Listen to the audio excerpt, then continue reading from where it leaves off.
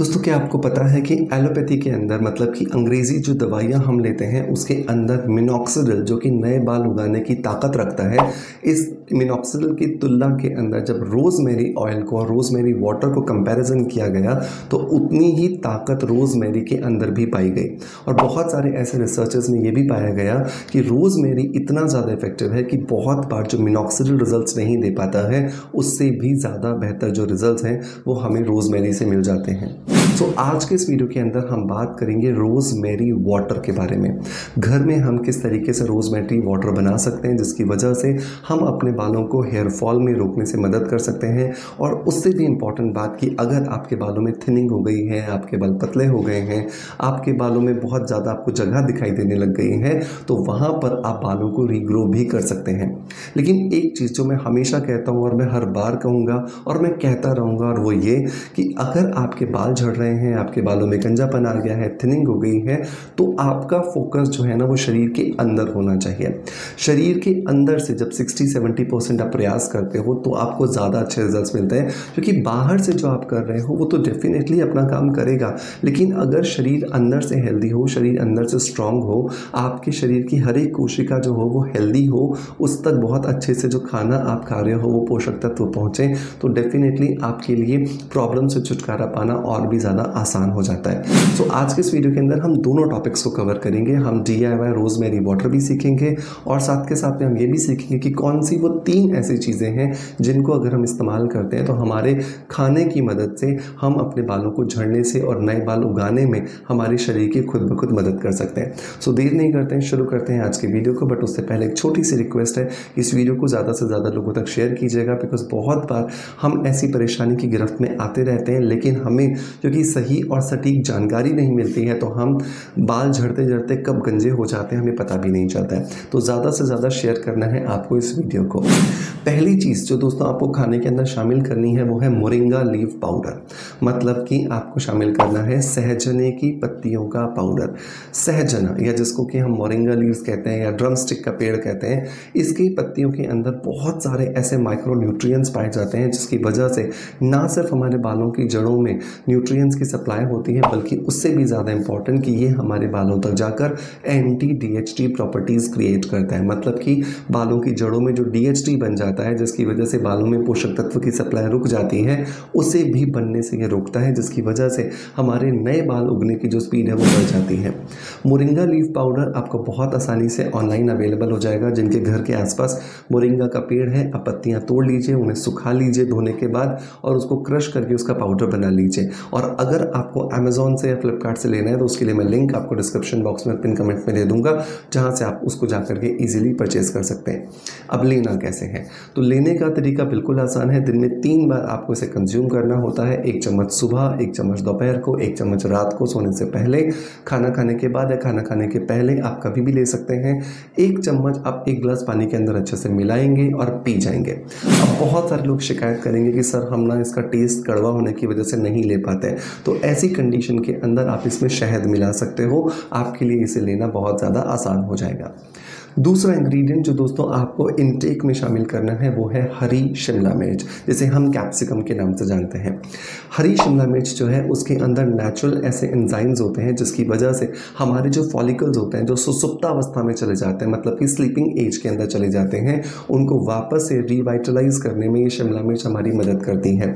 उससे भी इम्पॉर्टेंट बात यह है कि ये शिमला मिर्च हमारे बालों की क्यूटिकल को रिपेयर करती है, जिसकी वजह से जो बालों में दोमुहापन आ जाता है या जो बाल धीरे धीरे पतले होते हुए झड़ते चले जाते हैं, जिसको हम हेयर थिनिंग कहते हैं, उसको भी वापस से रिजुविनेट करने में ये हमारी मदद करती है। सो एक मीडियम साइज के शिमला मिर्च आप छोटे छोटे टुकड़ों में काट लीजिए, उसके अंदर थोड़ा सा नींबू निचोड़ लीजिए, काला नमक या चाट मसाला मिला लीजिए और इसको आप सैलेड की तरह खाइए, तो भी आपको बहुत अच्छे रिजल्ट्स यहाँ से मिलने वाले हैं।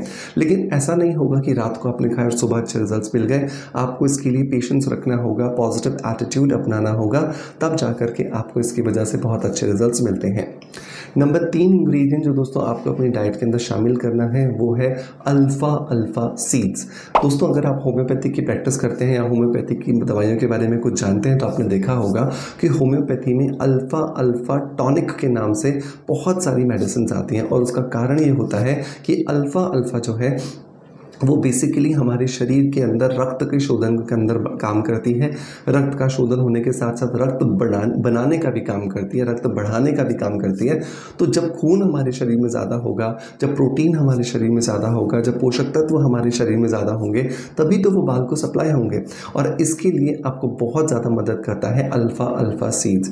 अल्फ़ा सीड्स जैसा कि आप स्क्रीन पर देख रहे हैं, बहुत छोटे छोटे बीज होते हैं और इनके 5 चम्मच, मतलब 5 खाना खाने वाले जो चम्मच होते हैं, जिसको टेबल स्पून हम कहते हैं, अगर मैं ग्राम में बोलूं तो लगभग 20 से 25 ग्राम। ठीक है, इन बीजों को आप रात को सोने से पहले 1 गिलास पानी के अंदर भिगो करके ढक करके रख दीजिए।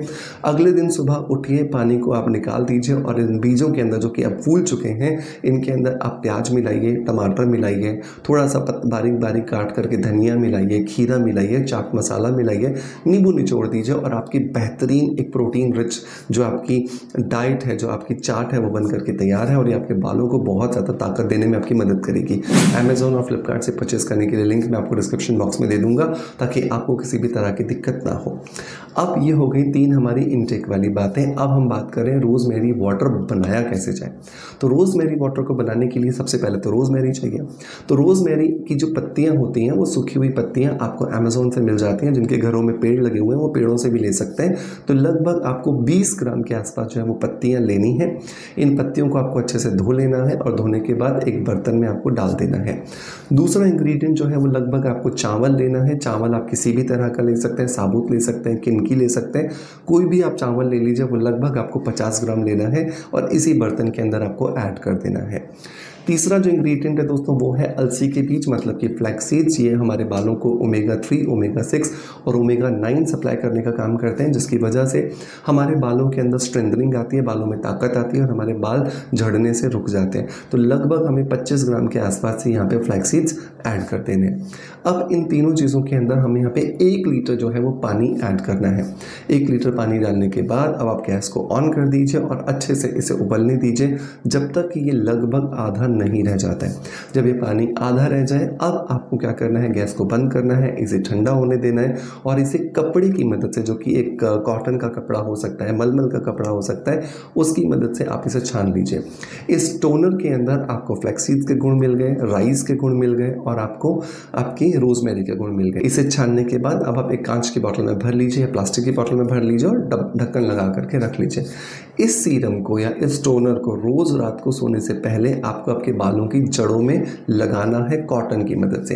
स्प्रे बॉटल में मत डालिएगा, बिकॉज जो फ्लैक्सीड है उसका जो जेल बन जाता है, उसकी वजह से जो स्प्रे होता है वो खराब हो जाता है। तो इट्स ऑलवेज बेटर कि आप इसे एक कटोरी में लीजिए, एक बोल में लीजिए, कॉटन की मदद से अच्छे से बालों की जड़ों में लगाइए और इसे आधे घंटे के लिए छोड़ दीजिए।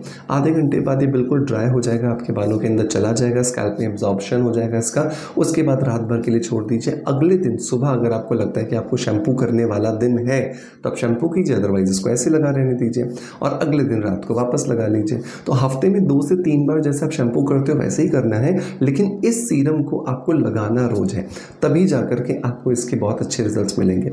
शैम्पू की जब मैं बात करता हूँ तो हमेशा ये कोशिश कीजिए कि आप एक माइल्ड शैम्पू इस्तेमाल कीजिए, जिसमें बहुत सारे केमिकल्स ना हो, जो आपके बालों को किसी भी तरीके से डैमेज ना करें, सिर्फ और सिर्फ आपके बालों को प्रोटेक्शन दे और आपके बालों को हेल्दी बनाने में आपकी मदद करे। सो उसके लिए बहुत इंपॉर्टेंट बात है कि आप एक नेचुरल और ऑर्गेनिक शैम्पू का इस्तेमाल करो। मेरा हमेशा रिकमेंडेशन होता है कि आप स्किन अफेयर्स के हेयर रिचुअल शैम्पू को आप ट्राई कर सकते हैं। ये बहुत ही ज़्यादा मेरे दिल के करीब है, क्योंकि ये फॉर्मुलेशन मैंने खुद ने बनाया है और ये इतना ज़्यादा माइल्ड है कि आप 2 दिन के बच्चे पर भी इसका इस्तेमाल कर सकते हो। इसके लिए भी लिंक मैं आपको डिस्क्रिप्शन बॉक्स में पिन कमेंट में दे दूंगा, जहाँ से जाकर के आप इसे ईजिली ट्राई कर सकते हैं। दोस्तों मैं उम्मीद करता हूँ कि आज के वीडियो का कंटेंट डेफिनेटली आपको पसंद आया होगा। अगर पसंद आया है तो मेक श्योर कि एक लाइक का बटन दबा करके मोटिवेशन जरूर दीजिएगा। आपका प्यार आप जैसे मुझे देते हैं बिल्कुल वैसे ही देते रहेंगे। इसी आशा के साथ आपसे अलविदा लेता आपका knowledge friends doctor Manoj. Thank you so much, bye bye, love you all.